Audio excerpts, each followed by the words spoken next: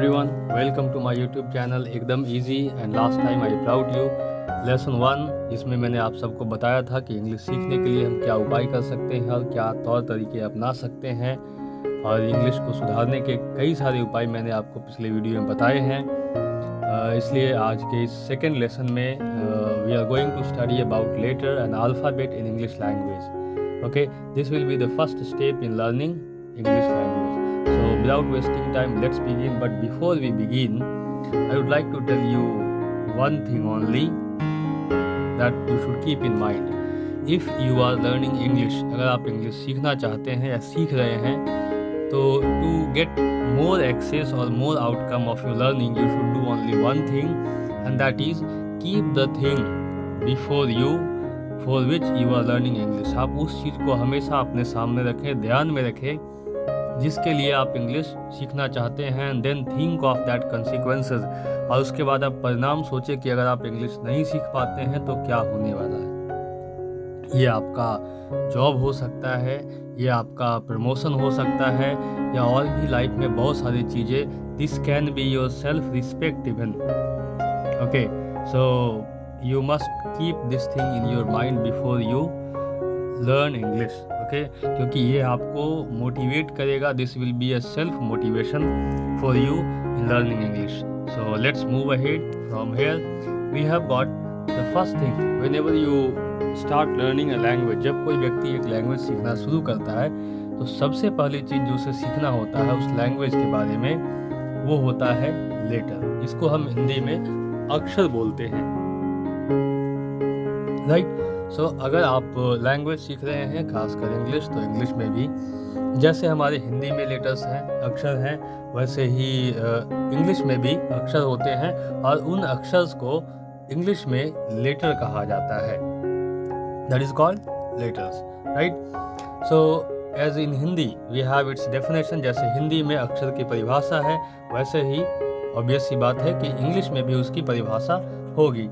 सो अगर आपको एक लेटर को डिफाइन करना है, if you want to define a letter, then in a simple way it can be called the smallest unit of a language. Mind it, always keep in mind कि letter क्या है। तो एक language का सबसे छोटा इकाई है, सबसे छोटी यूनिट है, that is use to represent a particular sound, जो उस लैंग्वेज में एक आवाज़ को शो करने के लिए, बताने के लिए यूज़ किया जाता है, and that is what is called letter, और उसी को हम लेटर कहते हैं। अगर आप हिंदी की बात करें तो हिंदी में जितने भी हम आवाज़ें मुंह से निकालते हैं उसको लिखने के लिए हम कोई ना कोई लेटर यूज़ कर लेते हैं, और इन्हीं लेटर्स को हम अक्षर बोलते हैं। अगर ये ना हो तो हम जितना बोल पाते हैं उन सारे को लिखना मुझे नहीं लगता है कि संभव हो पाता।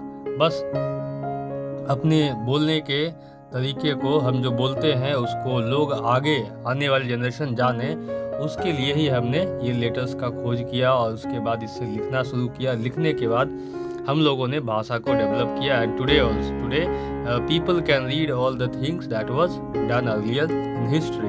ठीक है। सो अगर आपसे कोई पूछता है व्हाट इज़ लेटर, तो you should know only one thing. एक चीज़ को ध्यान में रखिए, क्या? The smallest unit of a language. एक लैंग्वेज का सबसे छोटा हिस्सा जो किस काम में आता है, that is use to represent. क्या रिप्रेजेंट करने के? तो अ पर्टिकुलर साउंड, ठीक है, एक पर्टिकुलर साउंड के लिए। And remember one thing, one letter is only for one sound. Okay, one letter does not stand for two sounds और थ्री साउंड्स, राइट, क्लियर। हाँ, combination of letters can stands for two और three sounds as the combination changes, right? Take care. Now moving ahead, we have next step is there. जैसे हिंदी में अक्षरों के समूह को हम लोग वर्ण बोलते हैं, और आपको जो अध्याय पढ़ने को आता है वर्ण विचार करके पढ़ने को आता है, लेकिन इंग्लिश में जो लेटर्स का समूह होता है उसको हम लोग बोलते हैं अल्फ़ाबेट। ठीक है। अल्फ़ाबेट क्या होता है यहाँ इंग्लिश में, उसको देखते हैं। अ सेट ऑफ लेटर्स या कैरेक्टर्स। याद रखिए यहाँ से एक चीज़ और, one more thing you should keep in mind कि लेटर्स का दूसरा नाम कैरेक्टर्स भी है। हम लेटर्स को कैरेक्टर्स भी कह सकते हैं। ठीक है। तो अल्फ़ाबेट क्या चीज़ है? तो अ सेट ऑफ लेटर्स। ठीक है। लेटर्स का एक सेट है। We can never call it a group of letter, हम कभी इसे ग्रुप ऑफ लेटर्स नहीं कह सकते हैं, because group of letter can be anything. Okay, group of letter can be this also, ठीक है, this also, anything can be written, okay, letters from different languages also, ठीक है। आप उसको एक जगह रख दिया and then that can be called a group of letter, but this is not alphabet. लेकिन ये कभी अल्फ़ाबेट नहीं हो सकता है।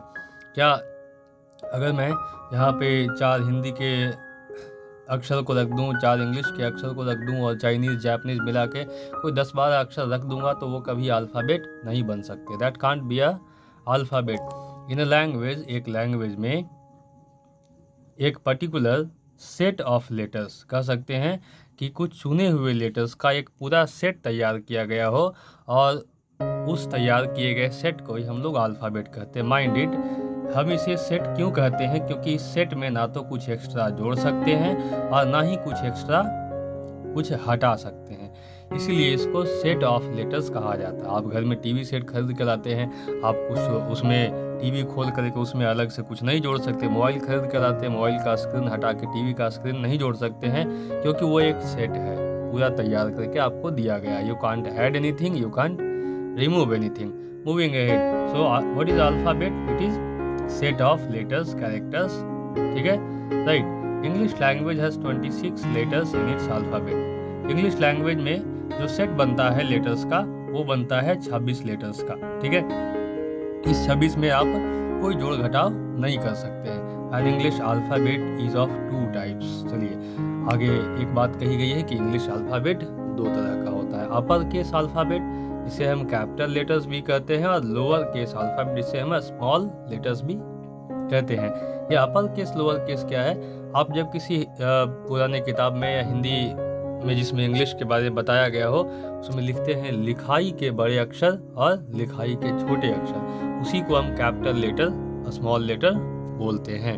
इस बात का ध्यान रखें। हम आगे बढ़े इससे पहले आपको एक बहुत अच्छी बात बताना चाहता हूँ कि हमारा जो अल्फ़ाबेट है इंग्लिश का, ठीक है, ये अल्फ़ाबेट वर्ड 2 वर्ड से लेके बना है, ठीक है। वो 2 वर्ड है अल्फ़ा एंड बीटा, राइट। आपको यहाँ दिखेगा अल्फ़ा एंड बीटा, क्योंकि इंग्लिश के बहुत सारे वर्ड, बहुत सारे लेटर जो है ग्रीक से लिए गए हैं। Greek is a language, Greek एक भाषा है यूनान की, ग्रीस की लैंग्वेज है। तो ग्रीक अल्फ़ाबेट में, ग्रीक अक्षरों में जो पहले 2 अक्षर हैं अल्फ़ा एंड बीटा, ठीक है, इन्हीं दोनों को मिला के आपको इंग्लिश के अल्फ़ाबेट का नाम दिया गया है। ये बात आप हमेशा ध्यान में रखें। आगे बढ़ते हैं, right. Moving ahead we have, as I told you already, total letters in alphabet of English language are 26 only, सिर्फ 26 है। and the letters are, और लेटर कौन कौन है आपको पता है, A, B, C, D, E, F, G, H, I, J, K, L, M, N, O, P, Q, R, S, T, U, V, W, X, Y and Z, right. इस Z को कहीं कहीं पे जी भी पढ़ा जाता है। Mind it, it's G, okay, ज, हल्का वाला ज। इसलिए आप जब टीवी देखते होंगे तो वहाँ पे एक चैनल आता है जी न्यूज़ या तो Zee cinema. Moving ahead we have, आगे बढ़ते हैं, ठीक है। The 26 letters have been categorized in the following categories. अब ये जो 26 लेटर हैं इनको बांटा गया है। जैसे इंग्लिश में वर्णों को बांटा गया, अक्षरों को, स्वर वर्ण, व्यंजन वर्ण, उसी प्रकार से हिंदी में जैसे बांटा गया है वैसे ही इंग्लिश में भी बांटा गया है वॉवेल एंड कॉन्सोनेंट करके। लेकिन हिंदी में जो बंटवारा है, ठीक है, वो इंग्लिश में आपको थोड़ा मैच करता है लेकिन पूरा भी नहीं कर सकते। देखिए किस प्रकार से बंटवारा किया गया है। 26 को ही बांटा गया है, कुछ एक्स्ट्रा नहीं जोड़ा गया। Consonant, consonant is the first, पहला हिस्सा जो बंटवारा किया गया उसमें से कुछ को निकाला गया है, उसको हम कॉन्सोनेंट कहते हैं। दूसरा है उसे वॉवेल कहते हैं, और एक और सेगमेंट निकाला गया उसको हम सेमी वॉवेल कहते हैं। हम इन 3 चीज़ों को समझते हैं, ठीक है, vowel, consonant and semi vowel, right. See, Hindi के आप वर्णों को याद करें तो in Hindi one thing has been said, ठीक है। वर्ण विचार में जब कोई पूछता है आपसे स्वर वर्ण क्या होते हैं, व्यंजन वर्ण क्या होते हैं, ठीक है। तो आप उसी चीज़ को थोड़ा सा कुछ देर के लिए यहाँ दिमाग में रखें और याद करें कि व्यंजन वर्ण जो स्वर वर्ण की सहायता से बोले जाते हैं। तो consonant which is spoken with the help of vowel, जो वॉवेल की सहायता से बोले जाते हैं, राइट। ये हो गया वॉवेल, स्वर वर्ण जो किसी की सहायता नहीं लेता हो। Same we have vowel here also, जो किसी की सहायता नहीं लेता हो, ठीक है, राइट। हाँ, इसको एक चीज तरीके से और आप सीख सकते हैं कॉन्सोनेंट और वॉवेल को, कि कॉन्सोनेंट जो है, पहले आप वॉवेल देख लीजिए। अगर वॉवेल की बात करें तो वॉवेल जब हम बोलते हैं गले से जो बाहर आता है आवाज़, तो वॉवेल हमेशा हमारे वोकल कॉर्ड से आता है। गले में एक जगह होता है वोकल कॉर्ड जिसको बोलते हैं, ठीक है। तो वोकल कॉर्ड से आने वाले सारे लेटर्स को हम वॉवेल बोलते हैं, इसको भी वोकल कहते हैं। और भी फॉर वॉवेल भी हो जाता है। इसी वोकल से वोकलिस्ट एक वर्ड बनता है जिसको गायक के लिए यूज करते हैं, ठीक है। तो वोकल कॉर्ड से निकलने वाले सारे लेटर्स को हम वॉवेल कहते हैं, और जो वोकल कॉर्ड के बाद उसके ऊपर के हिस्से से बाहर आता है उसको हम कॉन्सोनेंट बोलते हैं। कॉन्सोनेंट जितने भी है, या आपके दांत से, लिप से, ठीक है, जबड़े से, जॉ से, इन जगह से ये आर्टिकुलेट किए जाते हैं, बोले जाते हैं। लेकिन वॉवेल जब भी आता है तो वोकल कॉर्ड से सीधा आता है, राइट। नाउ आगे बढ़ते हैं एक और चीज़ के लिए, सेमी वॉवेल, राइट।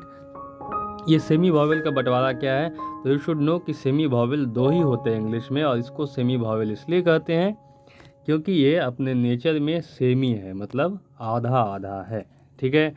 कभी ये कॉन्सोनेंट होता है, कभी ये वॉवेल होता है। ये वर्ड के अनुसार ये अपना पार्टी चेंज करता है, that's why it is called semi vowel. Let's know how it changes, right. जैसे आप डब्लू की बात करें, ठीक है, वाव, ये ऊ का साउंड दे रहा है, वॉवेल है। स्नो, ऊ का साउंड दे रहा है, वॉवेल है। लेकिन कहीं पे ये जहाँ आगे आता है तो वहाँ पे ये कॉन्सोनेंट का काम करेगा। वाई को आप देख सकते हैं, सिटी, पिटी, हैप्पी, स्काई, ट्राई, ठीक है, लास्ट में आई का साउंड आ रहा है, ठीक है। इसलिए यहाँ पे वाई जो है ये वॉवेल है, लेकिन अगर ये वही आगे में होता, ठीक है, तो ये कॉन्सोनेंट होता। आप इन बातों को ध्यान रखें। पूरा बंटवारा कैसे है, तो हमने 26 लेटर में से 2 सेमी वॉवेल निकाल लिए, 5 वॉवेल निकाल लिए, और बाकी बचे हुए जो है उनको आप कॉन्सोनेंट कह सकते हैं, उसमें कोई दिक्कत नहीं है। My dear friends, this was a short introduction to letter and alphabet. If you have any confusion or anything you want to ask, or if there is any mistake or some suggestions you have, you must put in the comment box. Till that, thank you for watching the video till end. We will meet again in the next lesson 3rd. Till that, once again, thank you. Have a nice day.